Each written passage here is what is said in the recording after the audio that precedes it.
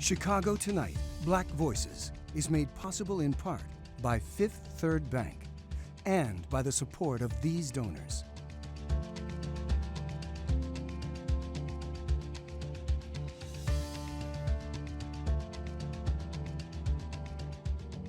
At Fifth Third, we believe when diverse voices are heard and empowered, communities are made stronger, lives are made better, and the future holds greater promise for all. That's why we're proud to support Chicago Tonight Black Voices. Together, we can make a difference. Together, we can drive change.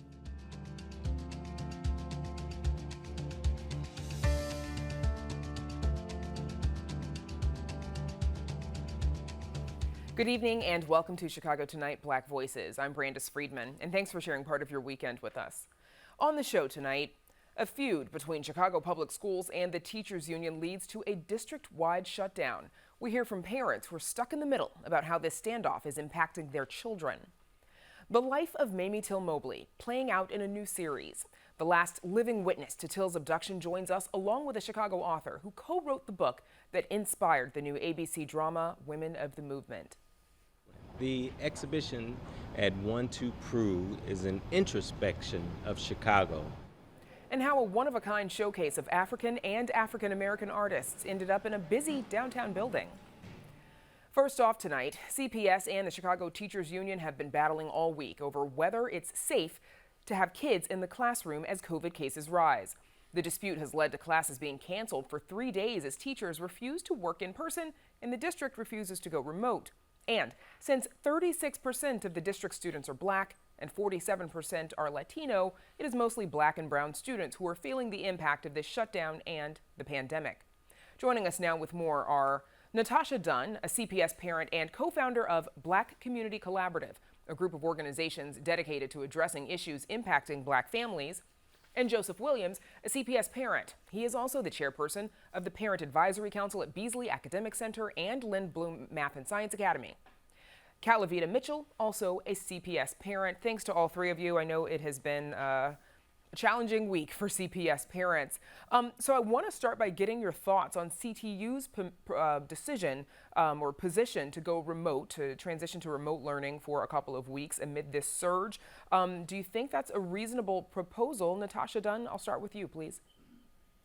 No, I mean, so there's layers to this. I do believe that we are in a critical state in terms of how the pandemic is rolling out. I do understand that people are afraid, but where the problem I have is that on a school by school basis, not all schools have problems with their mitigation strategies. There's schools like, for example, my daughter's school, where I believe and I feel safe for her going into school. In fact, what I've been saying is since August, since she's been going to school, in the beginning I was a little nervous. But from August to like 2 weeks later, I almost forgot that we were in a pandemic. That was how comfortable I was with sending her to school. So the problem I have is the fact that we have a complete and total shutdown of the system, and that's just not fair for every parent and every student in Chicago Public Schools. You're saying it should be more of a school by school decision. Yes. Joseph Williams, same question to you. How do you feel about CTU's position? Yeah, you know what?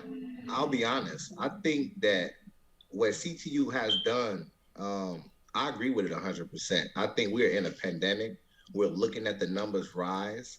Why take the risk, right? Why not take a 2-week time frame? Everyone's coming off of a break right now. Why not take that time to get all of the resources you need for schools to be successful? Why not take the time to give families an opportunity if they contracted COVID or maybe going through some things themselves to get it together? I honestly believe it's just the right thing to do, and it gives time to prepare and to do things the right way. So I'm in complete agreement with what's happening. Do I believe our children deserve to be in school? Absolutely. But I believe that they also need to be in school and be safe, as teachers need to be safe as well. Calavita Mitchell, same question to you. I'm in total agreement with CTU's position. I do believe that students definitely should be in school, but it should be safe. I also agree with Natasha that it could be school by school basis, but it would have to be determined whether the schools have the proper mitigations. And unfortunately, what we've seen with CPS is that a larger amount of schools don't have those proper mitigations. And we're seeing this spread of the Omicron. It is decimating staff and students in terms of the sickness and the time that they're out and the time that it's spreading. And briefly, before we move on, we've heard CPS CEO Pedro Martinez make the case that there are some schools that might have enough teachers to be able to reopen, and that some parents might be hearing from their principals about whether or not their children can return to school. Quick yes or no, have any of you heard from your principals? Yes. Yes. And have your principals said No. your children will be able to come to school? No. No. Okay. No. So as parents then, what has this week been like for the three of you, having to juggle, figuring out what to do with your children if schools are closed while obviously also working? And a lot of parents have complained about the word on whether or not schools are going to be open or closed coming to them very late, the decisions being made late and announced late. Natasha, what's it been like for you as a parent? It's very frustrating because this is not just about physical health. This is about the mental health, the emotional health, as well as the academic stability of our children and our future. So we have to look at this situation from a totality standpoint and not just from a minuscule standpoint. And I don't want to say minuscule because this pandemic is a serious thing, but it's also serious that what we've noticed in the last time that we were online was that it was a catastrophic failure. Our students were having issues with logging in, with internet connectivity. We had parents who were not equipped or understood how to really work with the Google Classroom. We had reports of teachers who were logging out early. We have students who have felt isolated because they were in remote learning. We also have seen an increase in suicides. We've seen an increase in school-age children participating in criminal behavior. So to me, it's negligent for CTU and CPS, or whoever's in charge, to think that it's okay to unilaterally shut down every school in the city of Chicago for every child. So That you're is talking to me about negligent obviously and not fair. Problems with remote learning. I want to keep going here because several studies have shown that remote learning during the first year of the pandemic, that it did lead to significant learning loss. One of the arguments from CPS to keep schools open is that kids will fall behind even more. Here's a little bit of Mayor Lori Lightfoot talking about this issue. I need you to report about the fact that 100,000 children were disconnected and disengaged when we were fully remote. 100,000, mostly Black and brown and poor kids who weren't learning. Calavita, Mitchell, I'm going to come to you on this. What are your thoughts on remote learning and how it's impacted your students' progress? I didn't have a problem with it. My children performed very well. It just depends on the school, the setup, their preparation, and how things are going. But to listen to Lori, it is just kind of annoying, given that her child is in school in a private school setting and is in remote. And the difference is that CTU is only asking for a temporary pause until the numbers go down, and then we can resume. But the problem is CPS has not come into the millennium and learned how to pivot like everyone else, especially schools in the suburban districts who are able to pivot and do remote learning and do it well, because I've seen it firsthand. I have one in CPS and one in outside placement, and CPS needs to step up to that level. Now, another issue at hand, CTU, sorry, Joseph, I'm going to come to you in just a second because I wanted to get in on this. CTU members say they don't feel safe in the classroom, but Mayor Lori Lightfoot and her team, CPS CEO Pedro Martinez, CDPH Health Commissioner Dr. Allison Arwady, they've all said over and over that schools are the safest place for students. Joseph, do you feel like the district has taken enough safety measures? Yeah, and I'm going to be very brief with it. I want to say that CPS is one of the biggest districts.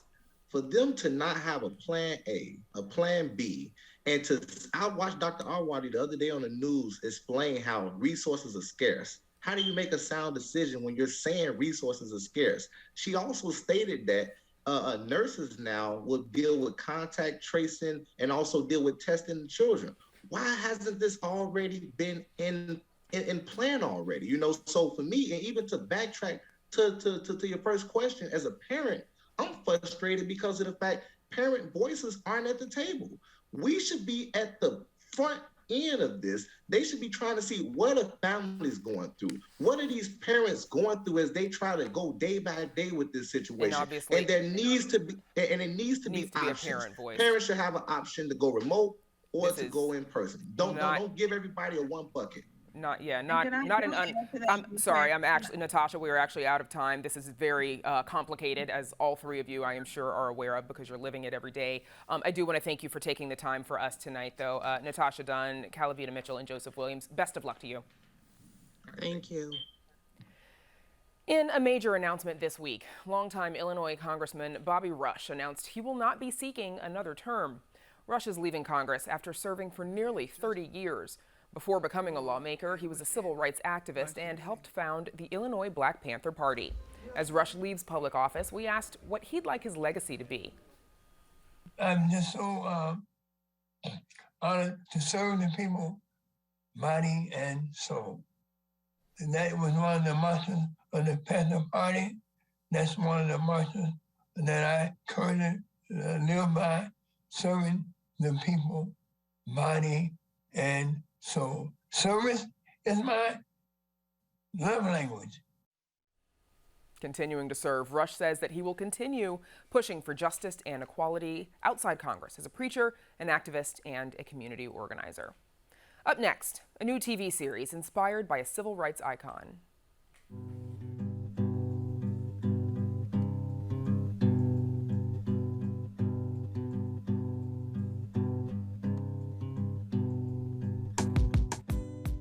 Though many of us know the name Emmett Till, it was his mother, Mamie Till Mobley, who made sure that we would.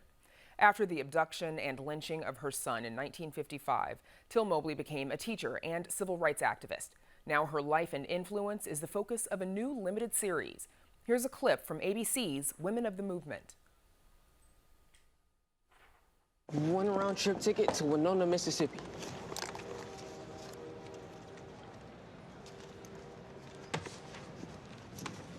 Thank you. Next. Bo! Get down here.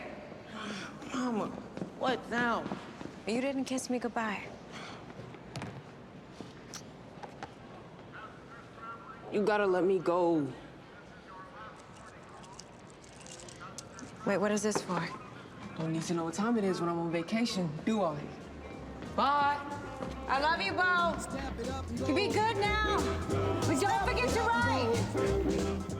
And joining us now with more on the series are Reverend Wheeler Parker, Emmett Till's cousin, who was also in the Mississippi home the night Till was kidnapped and then killed.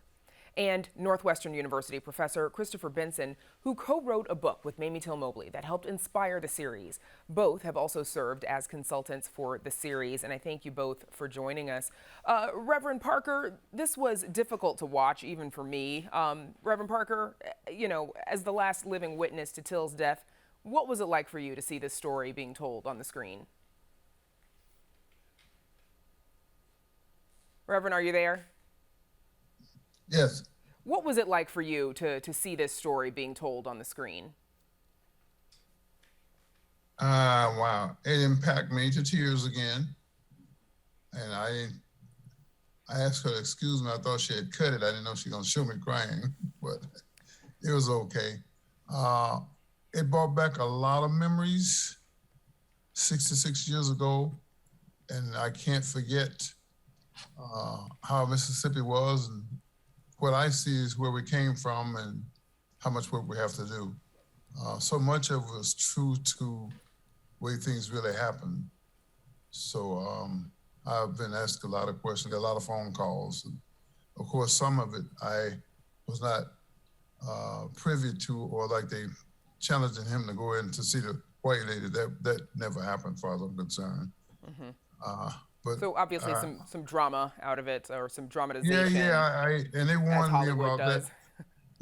Yeah, that's at Hollywood. But anyway, but I was surprisingly, I was very surprised that it was as accurate as it was.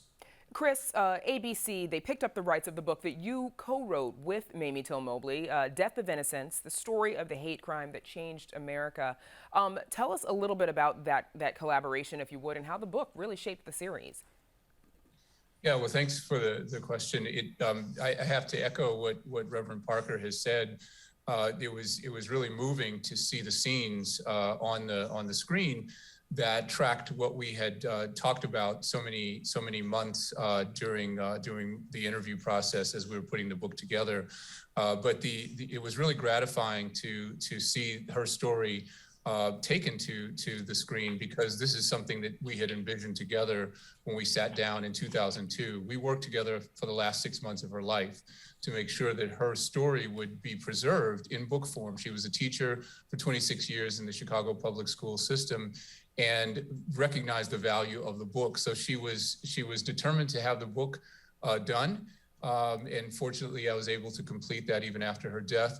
But then the other part of this was to share that story with the widest possible audience. And so it would be so gratifying to her to know that this finally was done. But to see the scenes come to life was really moving. And I have to also echo Reverend Parker in being brought to tears. It is quite painful to see, particularly after spending so many hours and days and months talking to her and hearing her tell the stories. Absolutely.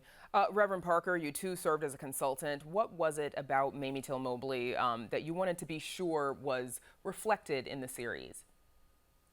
I think what we keep seeing about Mamie, and you can't do it enough, is that in spite of what happened to her, she was not a bitter person. That speaks volume.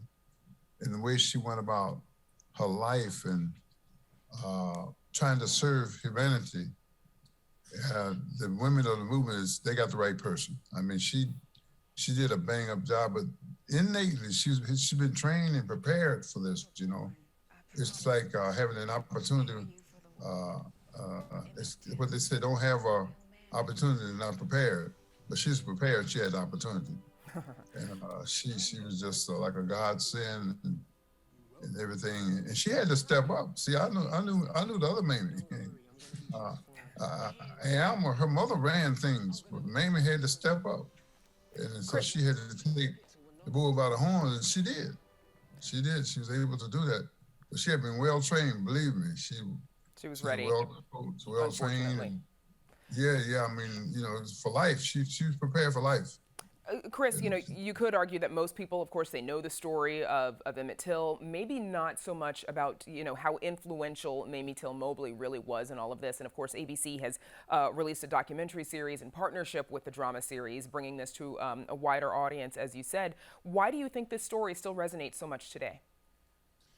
Well, one, we never saw justice in this case. I mean, I don't know how we could see justice, because as the government explained to us as they briefed us on the closing of the investigation, there's no way to see justice in such a grisly murder. We would have liked to have seen some accountability, but justice, as someone expressed to us, would have meant Emmett coming home alive. So there is that, and this sense of injustice grates against our consciousness. That's part one. But part two, I think, you know, this story, this depiction of the book and what we tried to accomplish in the book was to humanize Emmett and to humanize the relationship between mother and son. And as Reverend Parker would tell you, it was more like brother and sister because of the relationship they had. So I think we see Emmett as a fully developed person, fall in love with him and feel the loss so much more. And I think that's something that is captured by the TV rendering of this, as we did with the book as well. And before we let you go, Chris, we also know that you and Reverend Parker and the family are doing a lot of work to continue this story and to find other ways to commemorate Till and the family legacy. Briefly, before we let you go, tell us a little bit about those plans, please. Yeah, we have formed the Emmett Till and Mamie Till Mobley Institute, which is engaged in public education, civic engagement among youth. And among the projects we're dealing with is development of a national curriculum built on the Emmett Till story that'll be introduced in high schools through Facing History and ourselves, our partners, and the Winter Institute in Mississippi. It used to be in the Delta, I almost said that. We're looking at establishing a national monument and some other educational activities. And I should say too that Reverend Parker and I are also working on a book on the investigation. So we're going to be building on the story and talking about the context for it, because this is not just a case of some white supremacists who came in and brutalized this kid and murdered him. And it's about a structure in our society that permitted that sort of thing. Yes, I think we're still witnessing some of it today. I have to let the two of you go. It's been an honor to talk to you both, and I look forward to hearing more about all of the projects you just mentioned. Christopher Benson and Reverend Wheeler Parker, thank you. Thank you. Thank you. God bless you. Women of the Movement is a 6-episode series airing in 3 parts. The first 2 episodes aired this past Thursday, with the following airing January 13th and the 20th. Up next, an art show in an unexpected space. Stay with us.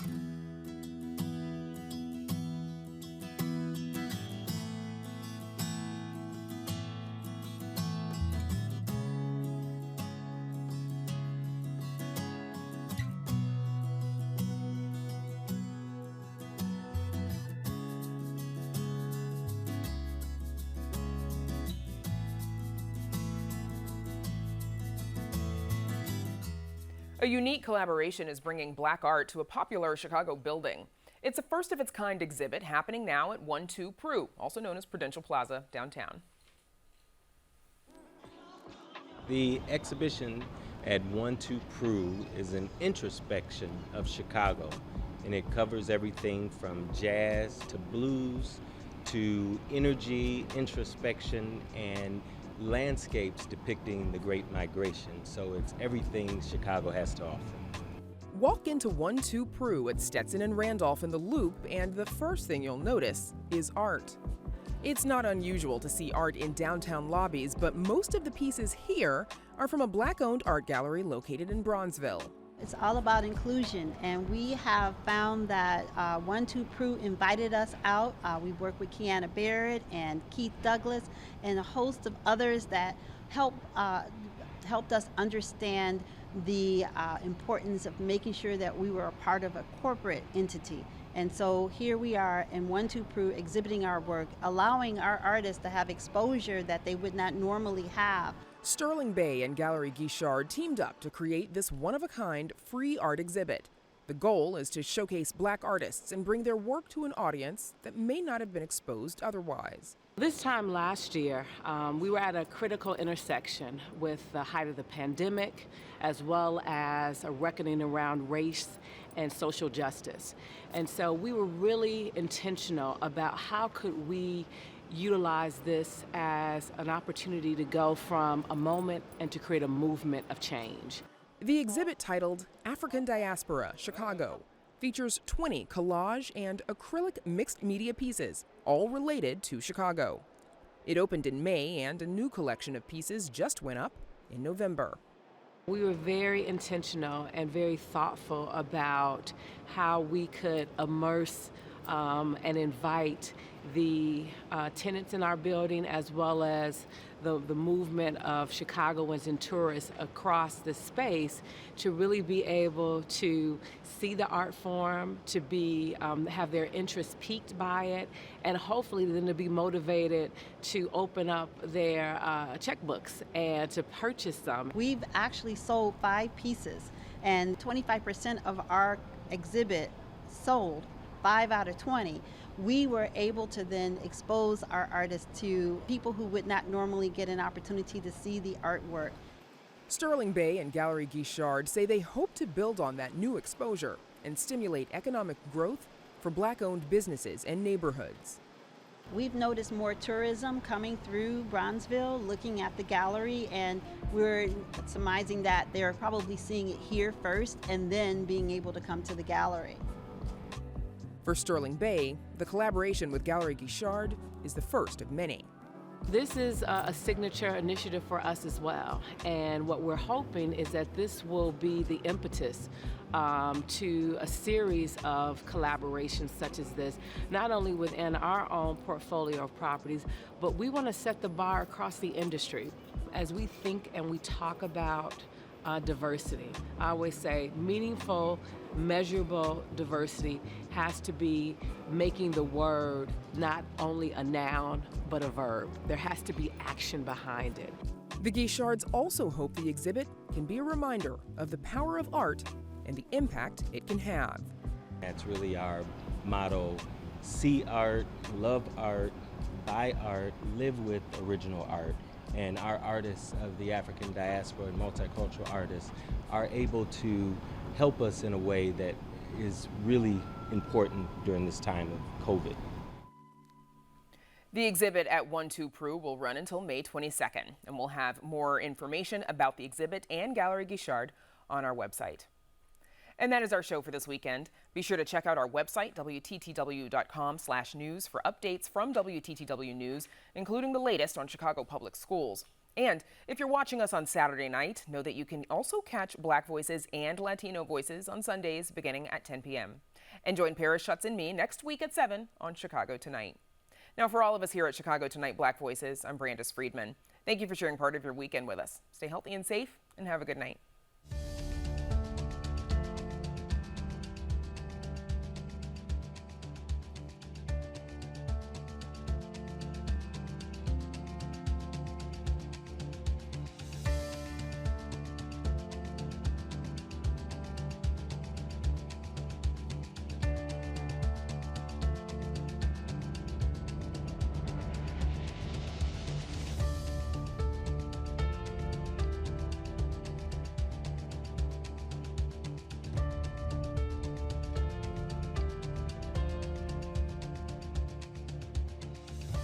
Closed captioning is made possible by Robert A. Clifford and Clifford Law Offices, a personal injury law firm pleased to give back to the community through numerous charitable initiatives.